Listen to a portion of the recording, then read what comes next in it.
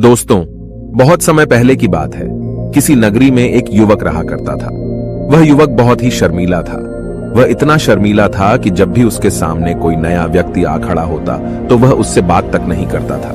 यहां तक कि जिन्हें वह जानता था, पहचानता था, उनसे भी बात करने में उसे बहुत शर्म आया करती थी। वह उनसे भी ठीक से बात नहीं कर पाता था और अपनी इस समस्या के कारण वह खुद ही बहुत परेशान रहता था, क्योंकि वह अपने जीवन में कुछ कर ही नहीं पा रहा था। धीरे धीरे समय बीतता गया और समय बीतने के साथ साथ उस युवक की शर्म आने की आदत भी बढ़ती चली गई, जिस कारण वह अत्यधिक निराश रहने लगा, परेशान रहने लगा, चिंतित रहने लगा। उसे यह समझ नहीं आ रहा था कि वह अपनी इस समस्या से किस तरह से छुटकारा पाए। उसके घर वाले भी अब उसकी इस समस्या को लेकर बहुत चिंतित रहने लगे थे। वे सोचते थे इसका क्या होगा, या अपने जीवन में कुछ कर पाएगा भी या नहीं। जब भी वह कहीं पर काम के लिए जाता तो लोग उसके इस सीधेपन का फायदा उठाते, उसे परेशान करते। वह कुछ ज्यादा कह नहीं पाता था, जिस कारण उसे कोई कुछ भी कह देता और वहां से चला जाता। इन्हीं सब कारणों की वजह से उसका मन कहीं भी किसी भी काम में नहीं लगता। वह हर काम को कुछ ही दिनों में छोड़ दिया करता। उसके मन में बहुत कुछ चल रहा था। उसके मन में विचारों के तूफान उठ रहे थे। वह सबसे बहुत कुछ कहना चाहता था, लेकिन अपनी इस आदत के कारण वह किसी से कुछ नहीं कह पा रहा था। वह अंदर ही अंदर घुटता जा रहा था। सारे विचार, सारी बातें उसके मन में ही दबी पड़ी थी, लेकिन कभी भी वह किसी से भी अपने मन की बात नहीं बताता था। जब छोटा सा बच्चा था तब उसे लोग बहुत पसंद करते थे। उसकी इस आदत को भी लोग सराहते थे, लेकिन इसी आदत की वजह से जब वह बड़ा हो गया, युवा हो गया, तो इसी आदत के कारण उसे अपना जीवन जीने में भी अत्यधिक परेशानियां उठानी पड़ रही थी। और वह युवक भी अपनी इस गलती के कारण बहुत परेशान रहता। अपनी इस एक आदत से छुटकारा पाना चाहता था। वह चाहता था कि वह लोगों से अपने मन की बात खुलकर कह पाए। वह जो कुछ करना चाहता है, जो कुछ कहना चाहता है, वह सबसे वह खुलकर कह सके, कर सके। लेकिन जब भी कोई दूसरा उसके सामने आता तो उसकी जुबान मानो खुलती ही नहीं। यहां तक कि वह अपने माता पिता के सामने भी ठीक से बात नहीं कर पाता था। केवल उसके कुछ मित्र थे जिनसे वह अपने मन की बात कर पाता था। जब भी वह किसी बात का जवाब देता तो लोग उसकी हंसी उड़ाते, उसका मजाक बनाते। लोग कहते कि आज तो तेरे मुंह में भी जबान आ गई है। यह समस्या दिन ब दिन बढ़ती चली जा रही थी और इस समस्या के कारण अब उसके पिता भी अत्यधिक चिंतित रहने लगे थे।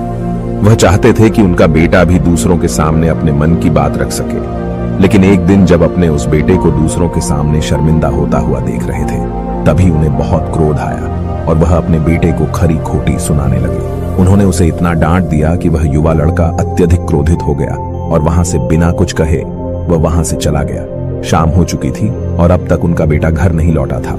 माता और पिता दोनों बड़े ही चिंतित थे। वे अपने बेटे को वापस घर पर देखना चाहते थे, लेकिन युवा लड़का तो भागते भागते पहाड़ की चोटी पर जा पहुंचा था। वह वहां से नीचे की ओर झांक रहा था और ईश्वर से कह रहा था, हे भगवान, आपने मुझे ऐसा क्यों बनाया? लोग मेरा मजाक उड़ाते हैं, लोग मेरी हंसी उड़ाते हैं। जब मैं इस दुनिया में अपने मन की बात रख ही नहीं सकता, मैं किसी से कुछ कह ही नहीं सकता, तो फिर मैं इस जीवन को जीकर क्या करूंगा? जब भी मैं किसी से कुछ कहने की कोशिश करता हूं तो लोग मेरा मजाक बनाते हैं, मेरी हंसी उड़ाते हैं। यहां तक कि वह मुझसे कुछ भी कहकर चले जाते हैं और मैं उनका जवाब नहीं दे पाता। ऐसा जीवन जीकर मुझे क्या मिलेगा? इसलिए मैं तेरे पास आ रहा हूं। इतना कहकर जैसे ही वह युवक कूदने की तैयारी कर रहा था कि तभी पीछे से आवाज सुनाई पड़ी, बेटा, जान देना तो बहुत आसान है, लेकिन इस जान को तुम वापस नहीं पा सकोगे। जैसे ही यह आवाज उसके कानों में पड़ी, वह पीछे मुड़कर देखने लगा। उसने जैसे ही पीछे मुड़कर देखा, उसने पाया कि एक बौद्ध भिक्षु उसके पीछे खड़े हैं। उन्हें देखकर वह डर सा गया और अपने कदम पीछे खींच लिए और चुपचाप वहां पर खड़ा हो गया। अपनी आदत के कारण वह उनसे कुछ कह नहीं पा रहा था। तभी बौद्ध भिक्षु उस युवक से कहते हैं, बेटा, क्या बात है?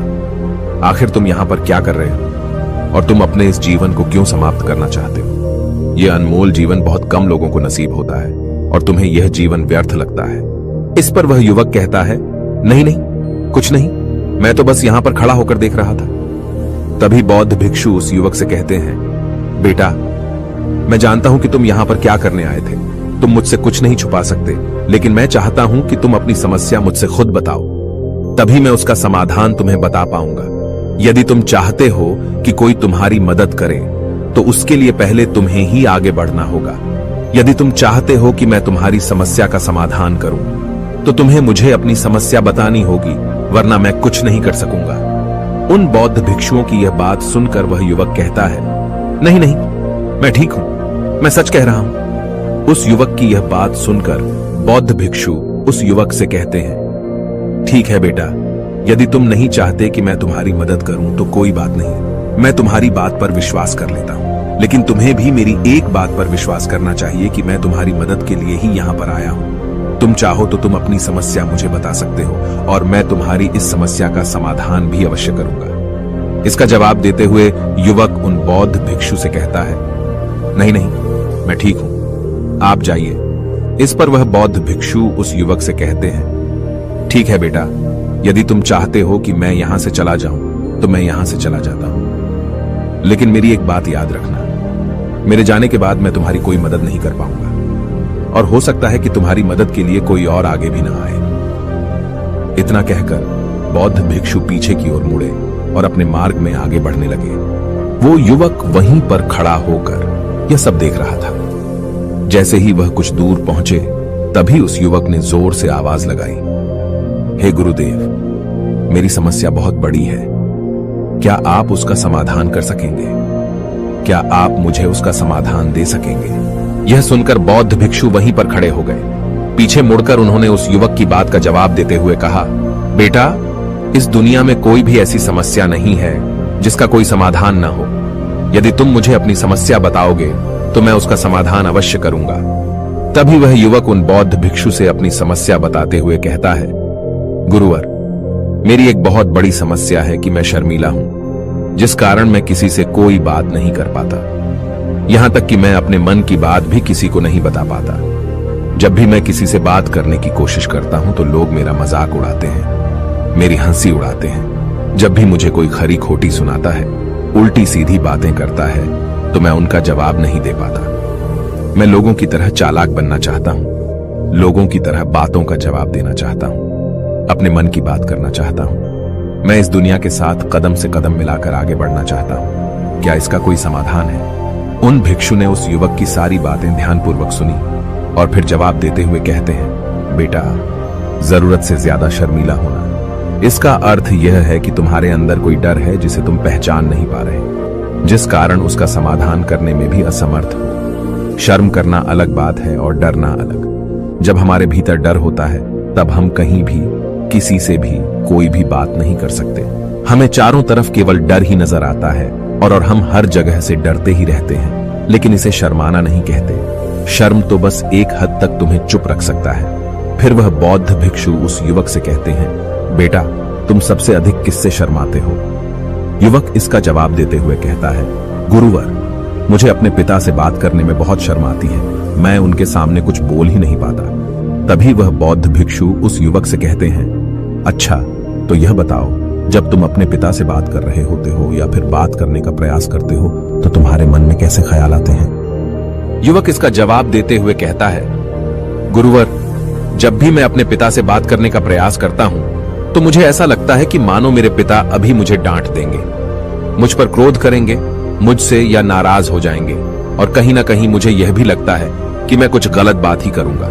यहां तक कि मेरे मन में ऐसे भी ख्याल आते हैं कि शायद मेरे पिता मुझसे प्यार ही नहीं करते। परंतु गुरुवर, आप कहते हैं कि शर्म अलग है और डरना अलग बात है, तो क्या कोई ऐसा उपाय है जिससे मुझे डर ही ना हो? क्या कोई ऐसा रास्ता है जिससे मेरे अंदर का यह डर पूरी तरह से समाप्त हो जाए? कृपा करके मुझे इस समस्या का समाधान बताइए।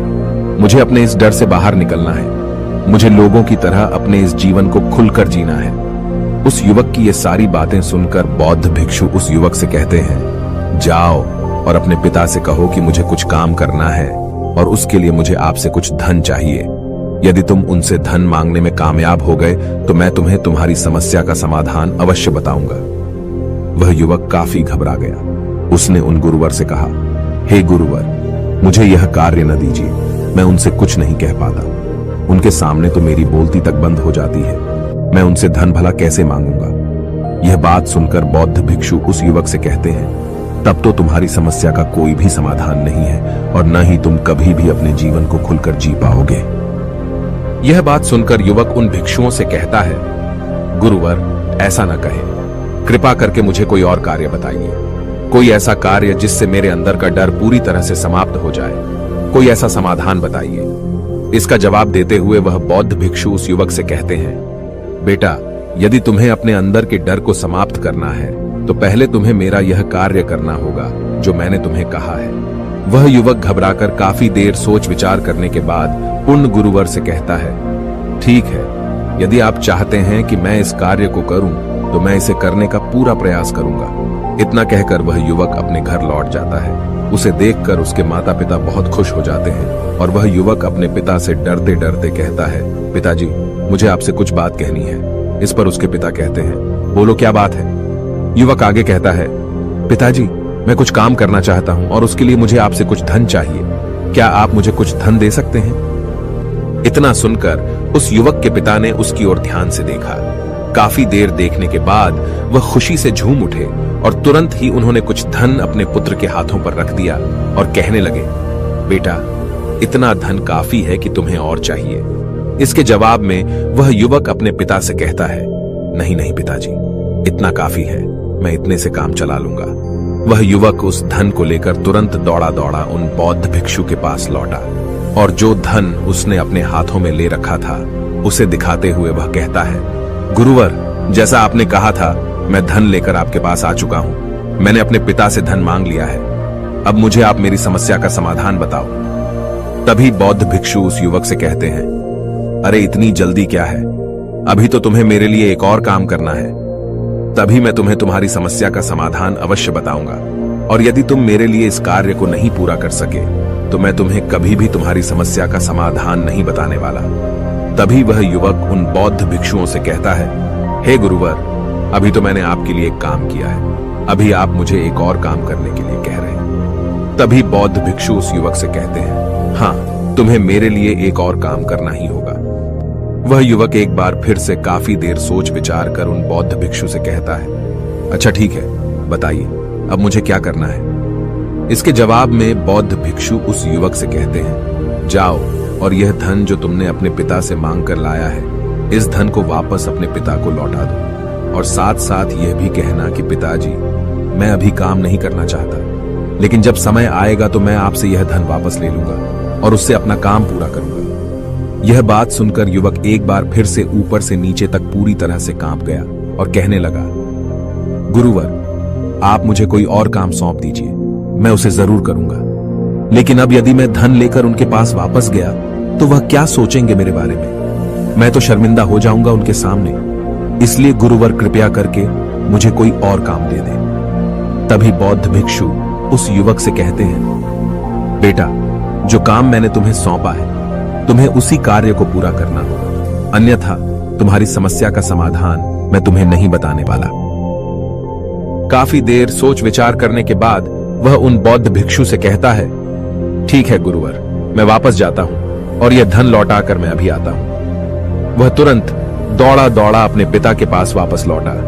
उसने अपने पिता से कहा, पिताजी, मैं यह धन अभी नहीं लेना चाहता, अभी यह धन आप मुझसे वापस ले लीजिए, जब मुझे कोई काम पड़ेगा तो मैं आपसे यह धन वापस ले लूंगा। उसके पिता ने उस युवक की तरफ घूर घूर कर काफी देर तक देखा और फिर मुस्कुराते हुए कहने लगे, बेटा, मैं समझता हूं कि किसी भी काम को शुरू करने से पहले हमें उसके बारे में जानकारी इकट्ठा करनी चाहिए, उसके बारे में समझना जरूरी है, कब, क्या, कैसे और कब तक करना है, इसके बारे में भी हमें जानकारी लेनी जरूरी है। कोई भी काम ऐसे ही नहीं शुरू किया जा सकता, उसमें हम सफल होंगे या फिर नहीं, इसका भी अनुमान हमें लगाना पड़ता है। और जब हम इन सभी के बारे में सही जानकारी प्राप्त कर लेते हैं, तभी हमें धन लगाना चाहिए।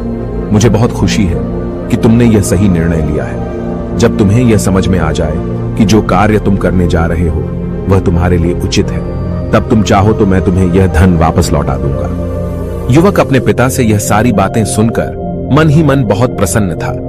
उसने यह तो उम्मीद तक नहीं की थी कि उसके पिता हंसकर उसे इस तरह से सारी बातें समझाएंगे।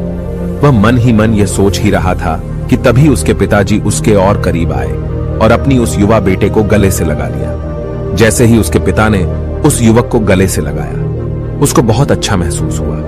उसका आत्मविश्वास, उसका हौसला और बढ़ता गया। उसके बाद युवक वापस पुण्य गुरुवर के पास लौटा और कहने लगा, गुरुवर, जैसा आपने कहा था मैंने बिल्कुल वैसा ही किया है।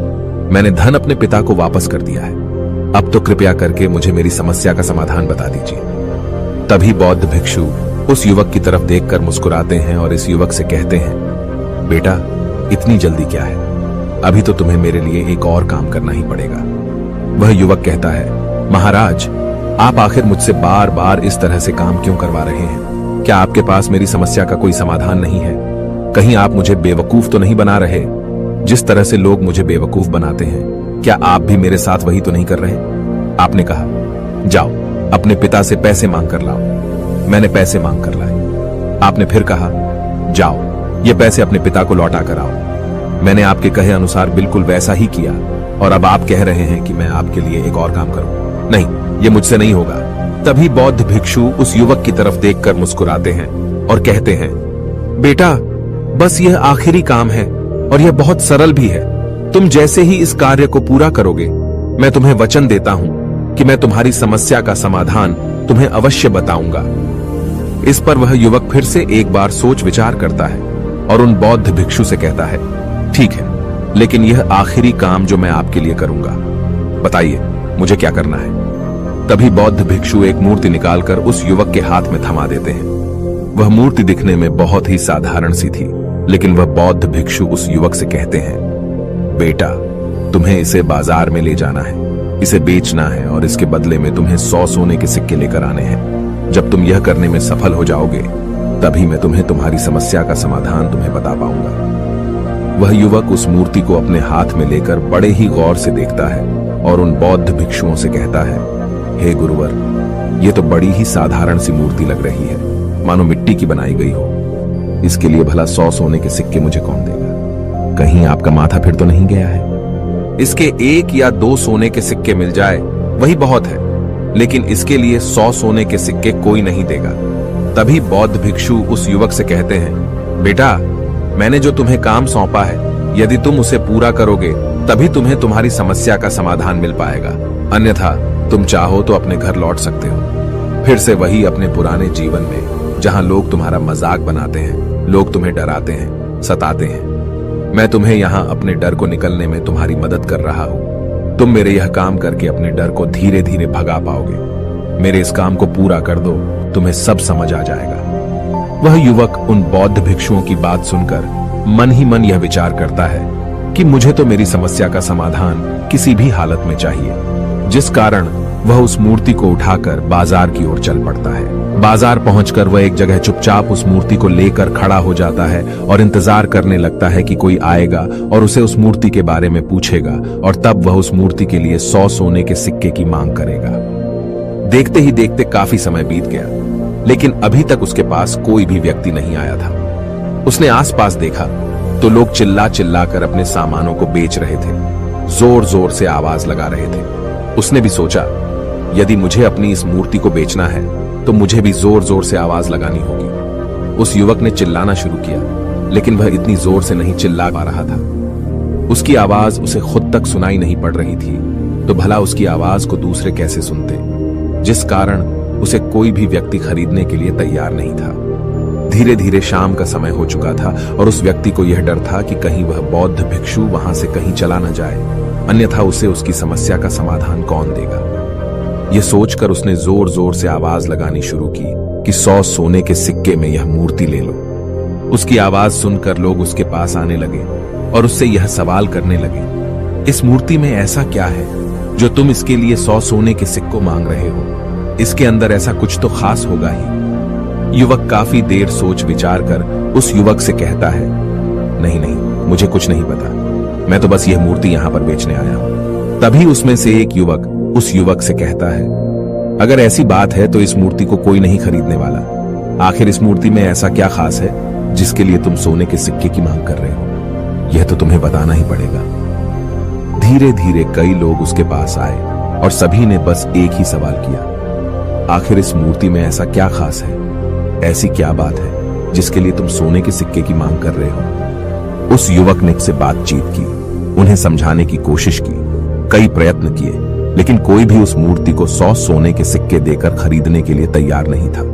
वह निराश हो गया। उसे कुछ समझ नहीं आ रहा था कि वह क्या करे।